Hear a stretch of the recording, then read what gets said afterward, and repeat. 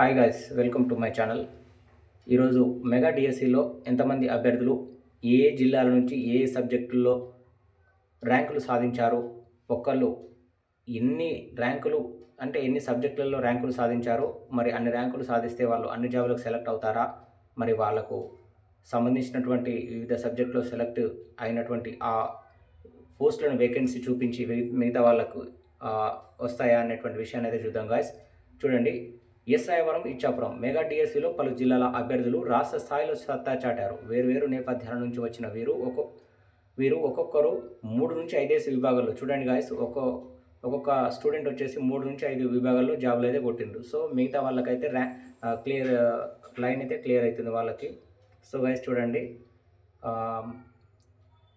అనకాపల్లి జిల్లా ఎస్రాయవరం మండలం మమ్మవరం శివారు అగ్రహారానికి చెందిన శంకరణం విజయ్ గణితంలో స్కూల్ అసిస్టెంట్ విభాగంలో 94.67 మార్కులు, ట్రైన్డ్ గ్రాడ్యుయేట్ టీచర్ టీజీటీ విభాగంలో 87.33 మార్కులు, పోస్ట్ గ్రాడ్యుయేట్ టీచర్ విభాగంలో పీజీటీలో 78.5 మార్కులు పొంది 3 విభాగాల్లోనూ రాష్ట్ర స్థాయిలో ఫస్ట్ ర్యాంక్ వచ్చిందంట. చూడండి, సో ఈ 3 సబ్జెక్టులలో కూడా తనే ఫస్ట్ ర్యాంక్ వచ్చింది. కాబట్టి ఏమవుతుంది, ఒక ర్యాంకు మాత్రమే తనకు ఉంటుంది, మిగతా 2 ర్యాంకులు వేరే అభ్యర్థులకు వెళ్ళిపోతాయి అన్నట్టు.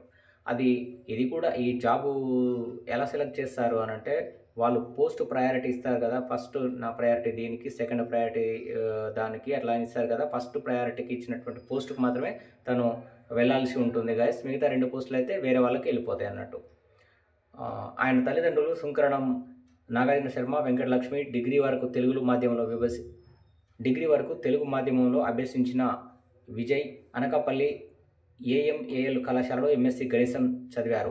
2017లో బీఈడీ పూర్తి చేశారు. వివిధ ప్రాంతాల్లో కొన్నాళ్ళు ప్రైవేటు ఉపాధ్యాయుడిగా పనిచేశారు. శ్రీకాకుళం జిల్లా ఇచ్చాపురం పురపాలక సంఘం రత్తకన్నా సమీప నాయబ్రాహ్మణ కాలనీకి చెందిన బొల్లోజు హరీష్, ఒడిశాలోని జయంతిపురానికి చెందిన బొమ్మిడి ఢిల్లేష్లు వీళ్ళన్నట్టు. బొమ్మిడి ఢిల్లేష్ ఫస్ట్ వన్ హరీష్, దాని తర్వాత సెకండ్ వన్ వచ్చేసి ఈ ఢిల్లేష్ అన్నట్టు. సో గైస్, వీళ్ళైతే హరీష్ పీజీటీ సివిక్స్ విభాగంలో రాష్ట్ర స్థాయి ప్రథమ ర్యాంకు, ఎస్ఏ సోషల్ విభాగంలో జిల్లా 3వ ర్యాంకు, టీజీటీ సోషల్ విభాగంలో 5వ ర్యాంకు, టీజీటీ తెలుగు విభాగంలో రాష్ట్ర స్థాయిలో 80వ ర్యాంకు సాధించారు. 80 ర్యాంక్ అని అంటే అది అన్ని పోస్టులు లేవు, అంతవరకు కూడా రాదు.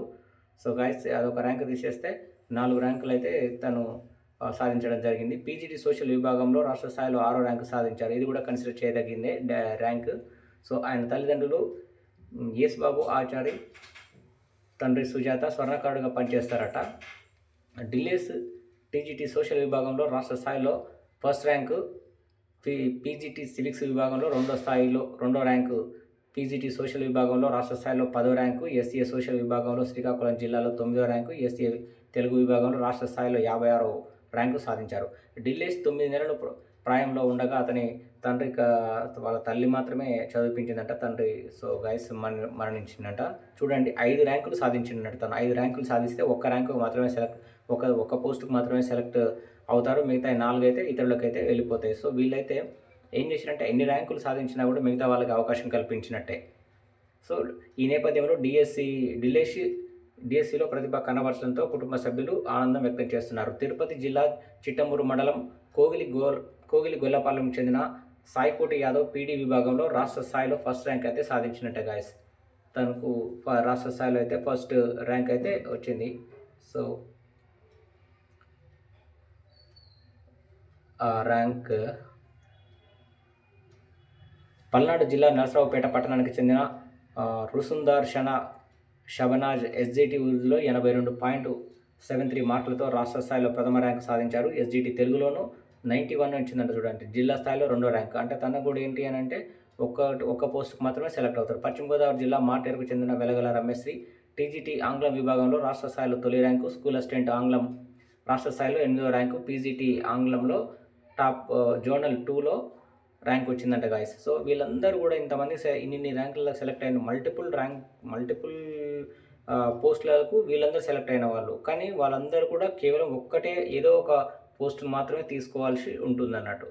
సో ఇది జంగారెడ్డిగూడెం డిఎస్సి ఫలితాల్లో ఏలూరు జిల్లా లక్కవరం గ్రామం ప్రత్యేకంగా నిలిచింది. సుమారు 8,000 మంది జనాభా ఉన్న ఈ గ్రామం నుంచి తాజా ఫలితాల్లో 9 మంది ర్యాంకులు సాధించారు. ఇందులో ఎస్ఏ తెలుగులో ఉమ్మడి జిల్లాలో ప్రథమ ర్యాంకు, 4వ ర్యాంకు, 7వ ర్యాంకు, 49 ర్యాంకులతో పాటు ఎస్ఏ హిందీలో 17, ఎస్జిటిలో 23, ఎస్ఏ పీడీలో 2786 105 ర్యాంకులు వచ్చిన వారు ఉన్నారు. గతంలోనూ వివిధ డిఎస్సిలో ఇదే ఊరు నుంచి సుమారు 20కి మందిగా పైగా సెలెక్ట్ అయ్యారట. చూడండి గాయస్. గుడివాడకు వచ్చేసరికి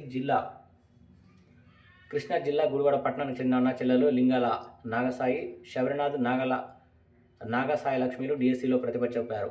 ఎస్జిటి విభాగంలో నాగసాయి శబరినాథ్ 89.008 మార్కులతో 18వ ర్యాంక్ సాధించగా, అతని సోదరి నాగసాయి లక్ష్మి 92.95 మార్కులతో 4వ ర్యాంక్. అంటే చూడండి, 4th ర్యాంక్, 2 ర్యాంకులు వాళ్ళకే వచ్చినట్టు అన్నా చెల్లెళ్ళకి. వీరి తల్లిదండ్రులు లింగాల రాంబాబు, భవానీ రాంబాబు క్యాస్ట్ ఆఫ్ రిపేర్లు చేస్తూ ఇద్దరు పిల్లలను ఒకేసారి డిఎస్సి ర్యాంకులు సాధించడంతో వాళ్ళు ఆనందం వ్యక్తం చేస్తున్నారు. సో ఇది అన్నట్టు డిఎస్సిలో మల్టిపుల్ పోస్టులకు సెలెక్ట్ అయినటువంటి వీళ్ళందరూ కూడా కేవలం ఏదో ఒక పోస్ట్ మాత్రమే తీసుకోవాల్సి ఉంటుంది. మిగతా అందరికైతే ఈ అవకాశం ఉంటుంది. ఇంకో కొన్ని దాంట్లో ఏంటంటే వీళ్ళు ఓపెన్లో పోతే ఏంటంటే వీళ్ళకి వచ్చినటువంటి పోస్టులు కూడా రిజర్వేషన్లకు వచ్చేటువంటి అవకాశం ఉంది గాయస్.